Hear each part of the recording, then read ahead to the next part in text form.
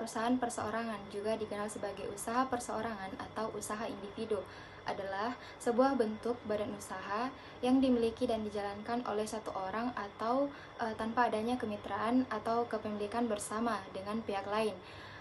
Pemilik perusahaan ini bertanggung jawab sepenuhnya atas semua risiko dan kegiatan yang ada di dalam perusahaan tersebut.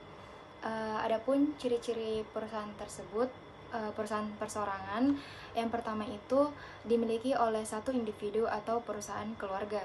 Yang kedua, modal perusahaan cenderung kecil dan terbatas pada kekayaan pribadi pemilik. Yang ketiga, pengelolaannya sederhana dan tidak memerlukan struktur organisasi yang kompleks. Yang keempat, kelangsungan usaha bergantung pada pemiliknya. Dan jika pemilik tidak lagi mampu mengelola usaha tersebut, bisa berhenti. Yang kelima, tidak memerlukan akta pendirian khusus, hanya membutuhkan izin permohonan usaha dari Dinas Perdagangan setempat. Yang keempat, seluruh keuntungan perusahaan perseorangan dapat dinikmati oleh pemiliknya tanpa perlu pembagian dengan mitra atau pihak lain. Dan adapun kekurangan perusahaan perseorangan, yang pertama itu, pemilik perusahaan perseorangan bertanggung jawab penuh atas semua hutang dan kewajiban perusahaan. Jika bisnis menghadapi masalah keuangan atau hukum, pemilik berisiko kehilangan aset pribadi.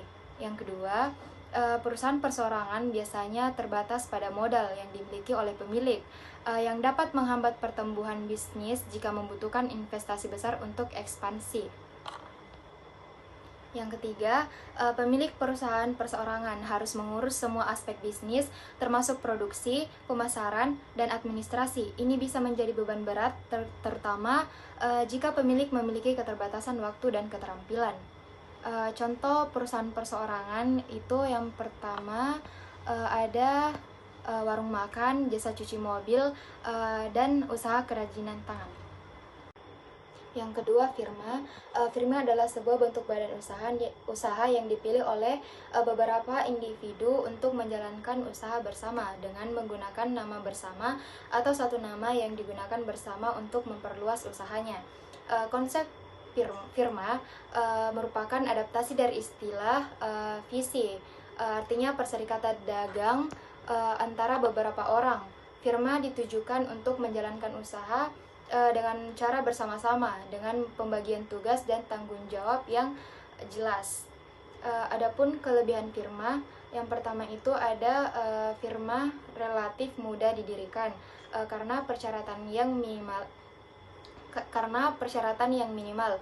Biasanya hanya membutuhkan akta kemitraan dan tidak hanya dokumen lainnya yang diperlukan untuk proses pendiriannya. Yang kedua, pengambilan keputusan dalam firma dapat lebih cepat karena tidak ada konsep pengesahan resolusi seperti pada perusahaan lain. Setiap anggota memiliki suara yang sama sehingga keputusan diambil secara kolektif dengan pertimbangan dari semua pihak. Yang ketiga, modal firma terkumpul melalui kontribusi setara dari masing-masing anggotanya. Hal ini membuat total modal yang terkumpul cukup besar untuk menjalankan proyek-proyek besar tanpa harus mencari investor eksternal atau melakukan emisi saham. Adapun kekurangan firma, yang pertama itu, salah satu kelemahan utama firma adalah bahwa jika firma mengalami kerugian, maka setiap anggota akan bertanggung jawab atas risiko finansial tersebut. Hal ini bisa menjadi beban besar bagi individu-individu yang terlibat.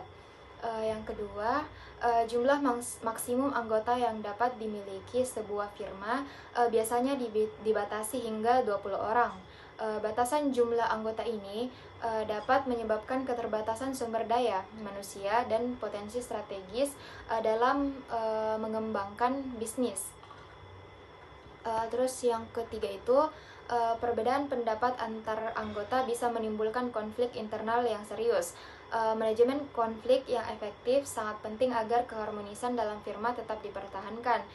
Konflik internal juga dapat mengganggu operasional firma secara signifikan.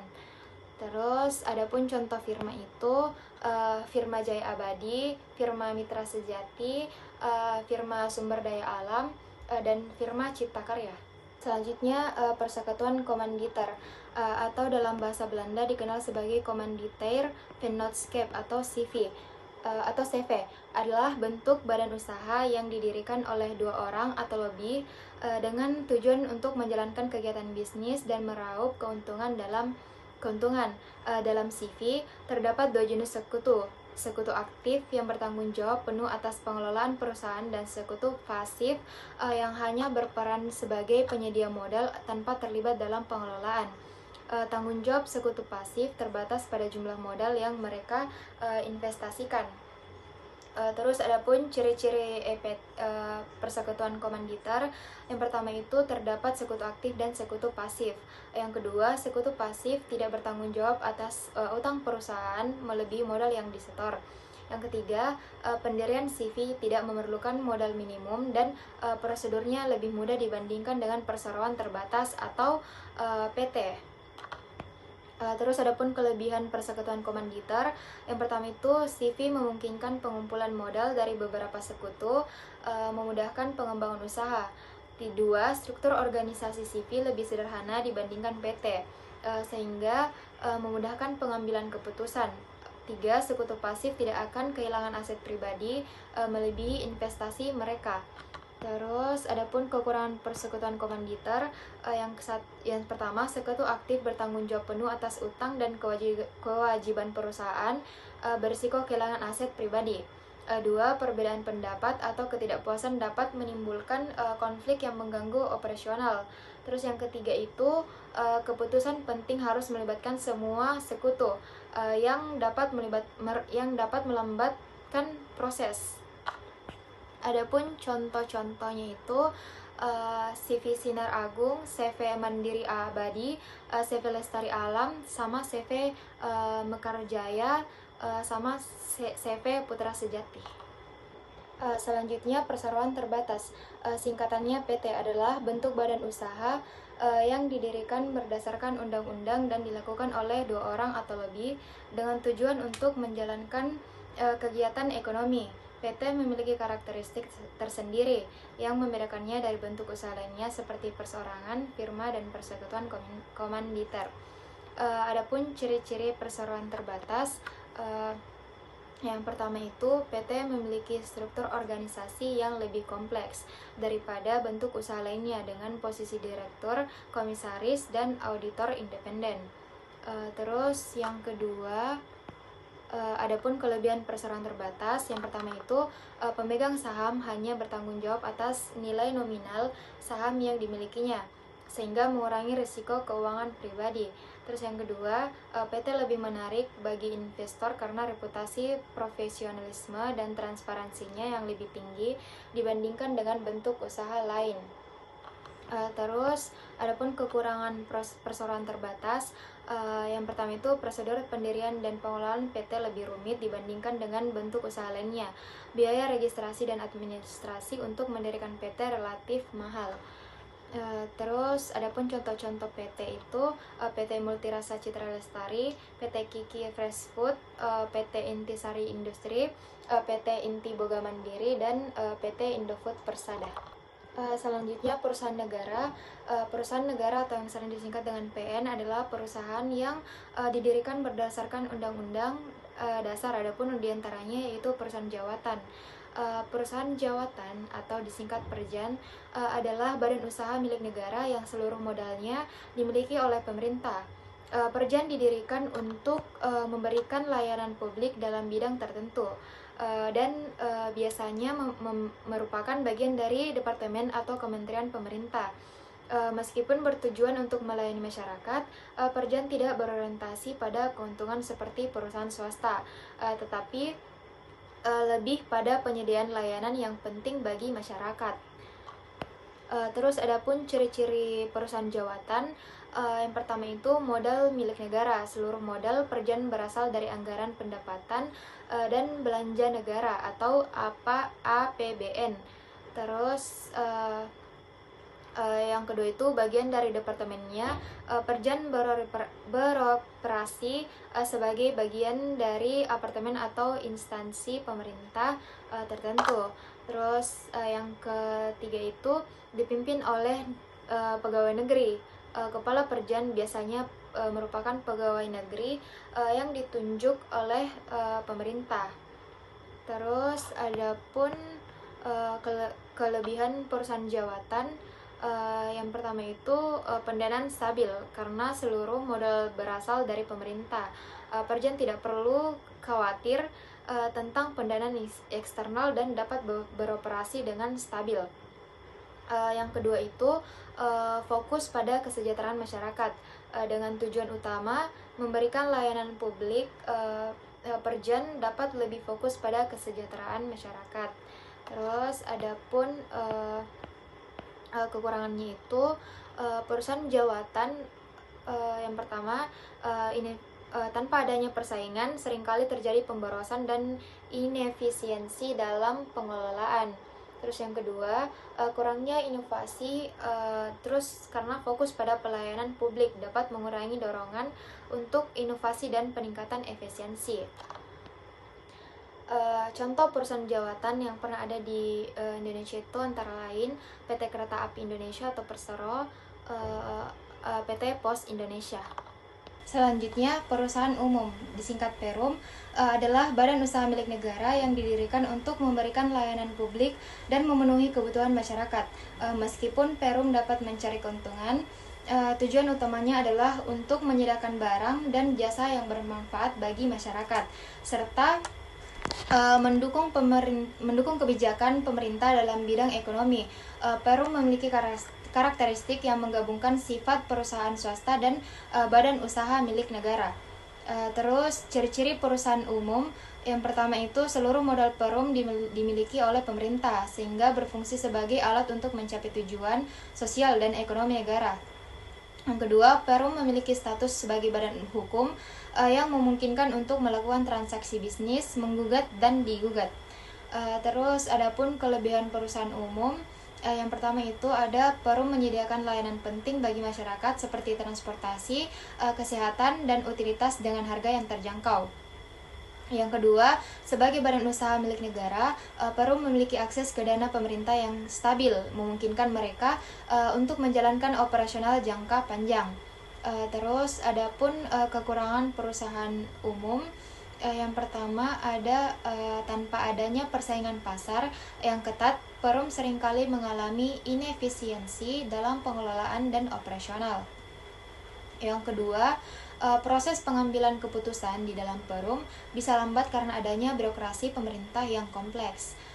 Dan adapun contoh nama perusahaan umum, yang pertama itu ada Perusahaan Umum Pegadaian, yang kedua Perusahaan Umum Kereta Api Indonesia, Perusahaan Umum Lembaga Penjamin Simpanan atau LPS, Perusahaan Umum Bulog, dan Perusahaan Umum Jasa Tirta 1 dan 2. Selanjutnya, perusahaan daerah atau badan usaha milik daerah atau BUMD adalah perusahaan yang didirikan, dimiliki, dan dikelola oleh pemerintah daerah. BUMD berfungsi untuk menyediakan layanan publik dan memenuhi kebutuhan masyarakat di tingkat daerah, serta berkontribusi terhadap pendapatan asli daerah. BUMD dapat berbentuk perusahaan daerah, PD atau perseroan terbatas atau PT, tergantung pada tujuan dan struktur organisasi yang diinginkan. Adapun ciri-ciri BUMD, yang pertama itu seluruh modal BUMD berasal dari kekayaan daerah yang dipisahkan dan pemerintah daerah bertindak sebagai pemegang saham. Terus yang kedua, pendirian dan pengelolaan BUMD diatur oleh peraturan daerah atau Perda yang ditetapkan oleh pemerintah setempat. Terus adapun kelebihan BUMD, yang pertama, berperan penting dalam menyediakan layanan dasar seperti air bersih, transportasi, dan kesehatan bagi masyarakat. Yang kedua, keuntungan yang diperoleh dari operasional BUMD menjadi salah satu sumber pendapatan asli daerah yang dapat digunakan untuk pembangunan. Terus adapun kekurangan BUMD yaitu tanpa adanya persaingan ketat, BUMD seringkali mengalami inefisiensi dalam pengelolaan dan penggunaan sumber daya. 2. Kinerja keuangan BUMD sangat dipengaruhi oleh kondisi keuangan daerah, sehingga jika anggaran berkurang, operasionalnya bisa terpengaruh. Adapun contoh-contohnya itu, contoh-contoh nama perusahaannya itu yang pertama ada PDAM atau Perusahaan Daerah Air Minum, PT Bank Pembangunan Daerah atau BPD. Terus yang ketiga itu Perusahaan Umum Jasa Tirta, PT Transportasi Jakarta atau Transjakarta. Terus sama Perusahaan Daerah Kebersihan. Yayasan adalah sebuah badan hukum yang didirikan dengan tujuan untuk melaksanakan kegiatan sosial, kemanusiaan, pendidikan, atau keagamaan tanpa mencari keuntungan finansial.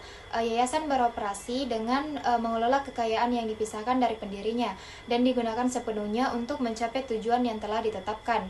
Yayasan tidak memiliki anggota seperti organisasi lainnya. Struktur organisasinya terdiri dari pembina, pengurus, dan pengawas yang bertanggung jawab atas operasional dan pengawasan yayasan. Terus adapun ciri-ciri yayasan yaitu yang pertama, yayasan memiliki status sebagai badan hukum yang terdaftar dan diakui oleh negara. Yang kedua, fokus utama yayasan adalah untuk memberikan manfaat sosial atau kemanusiaan, bukan untuk menghasilkan laba.